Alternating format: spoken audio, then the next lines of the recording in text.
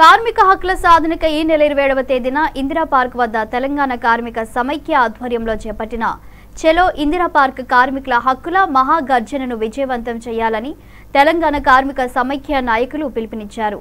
ఓయూలోని arts కళాశాల వద్ద మహాగర్జనకు సంబంధించిన గోడ పత్రికను ఆవిష్కరించారు.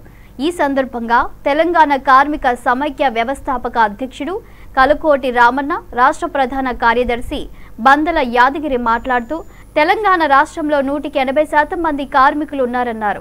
27వ తేదీన రాష్ట్ర వ్యాప్తంగా పనిచేస్తున్న సంఘటిత, అసంఘటిత కార్మికులు పెద్ద ఎత్తున ఇందిరా పార్కుకు రావాలన్నారు. చట్టరీత్యా ప్రతి ఒక్క కార్మికుడికి అందాల్సిన హక్కులు అందాలన్నారు. కార్మికులకు రావాల్సిన హక్కుల గురించి తాము ముందుండి కొట్లాడతామన్నారు. కార్మికులకు ఎలాంటి అన్యాయం జరిగినా తక్షణమే పరిష్కరించుకుంటే ప్రభుత్వాలను నిలదీస్తామని అన్నారు. తెలంగాణ కార్మిక సమైక్య రాష్ట్ర ప్రధాన కార్యదర్శిని. తెలంగాణలో 180% మంది మన కార్మికులు ఉన్నారు. ఇలా కార్మికుల పక్షాన విద్య, వైద్యం, ఉద్యోగం, ఉపాధి అనే అంశాలపైన, నీళ్లు, నిధులు, నియామకాల అంశాలపైన రేపు జరగబోయే భారీ ఎత్తున ఇందిరా పార్కులో 27వ తారీఖున కార్మికులు, అన్ని రంగాల్లో పనిచేస్తున్నటువంటి కార్మికులు, అసంఘటిత కార్మికులు, సంఘటిత కార్మికులు వారి పక్షాన హక్కులకై సాధనకై ప్రజాగర్జనను తలపెట్టడం జరిగింది. ఇలా తెలంగాణ రాష్ట్ర కమిటీ పిలుపు మేరకు అన్ని జిల్లాలు, అన్ని మండలాల నుంచి అధిక సంఖ్యలో పాల్గొని రేపు జరగబోయే ఇందిరా పార్కులో జరగబోయే మీటింగ్ను జయప్రదం చేయవలసిందిగా మనవి చేస్తున్నాను. ఇలా కార్మికుల పక్షాన, హక్కుల పక్షాన ఇలా నిలబడి ప్రతి ఒక్క కార్మికునికి అందవలసిన హక్కులు చట్టరీత్యా ఖచ్చితంగా అందాలి.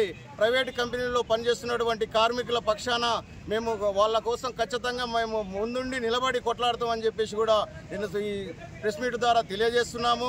కార్మికులకు ఎలాంటి అన్యాయం జరిగినా, ఎక్కడ ఏదేమైనా వాళ్లకు తక్షణమే పరిష్కరించకపోతే మేము ఖచ్చితంగా ప్రభుత్వాలను కూడా నిలదీస్తామని చెప్పేసి కూడా మేము డిమాండ్ చేయడం జరుగుతుంది.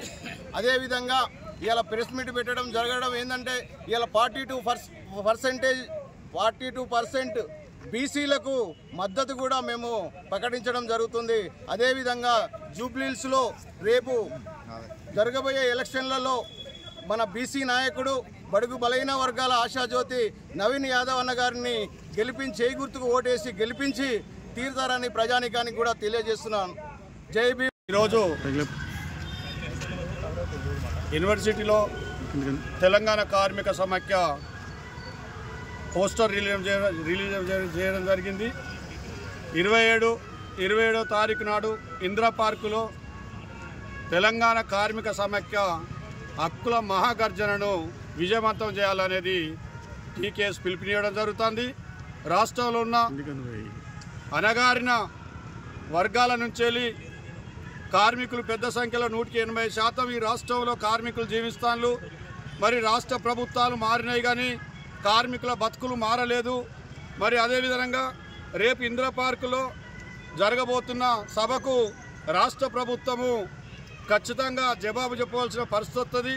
రాష్ట్ర ప్రభుత్వము గత కేసీఆర్ ప్రభుత్వము 20 లక్షల ఇండ్లు కట్టిస్తా అని కార్మికులకు మాట ఇచ్చి 2 లక్షల ఇండ్లే కట్టించింది. అక్కడ 2 లక్షల ఇండ్లల్లో వాళ్ళ కార్యకర్తలకే ఇవ్వడం జరిగింది కానీ మిగతా వాళ్ళకి ఇవ్వలేదు. రేవంత్ రెడ్డి ప్రభుత్వం, కాంగ్రెస్ ప్రభుత్వం, ఇందిరాగాంధీ భారత ప్రధాని స్వర్గీయ ఇందిరాగాంధీ ఆ రోజుల్లో పేదలకు 200 గజాల ఇల్లు జాగా ఇచ్చి వాళ్ళకు 5 ఎకరాల భూమి ఇచ్చి పేదలను ఆదుకున్నది.